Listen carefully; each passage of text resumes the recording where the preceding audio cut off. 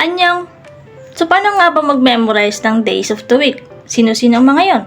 Una, si 월요일. Sunod, 화요일.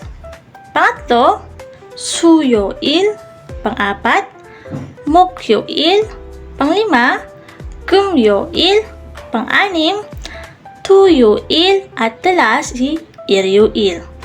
So, yan sila. Automatic si yuil, days na yan siya, no? So, lahat ng mga yan, may yuil na sa dulo.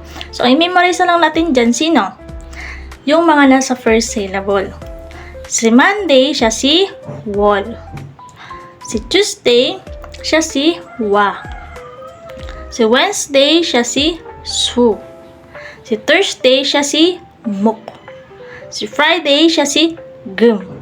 And si Saturday, siya si tu. At syempre, sa last natin, Sunday, il.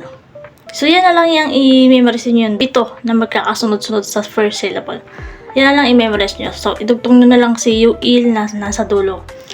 So, ngayon gagamitin na natin siya sa conversation. Ako si ga, kayo si na. And then, yung sagot ninyo, i-comment nyo sa comment section. Let's go!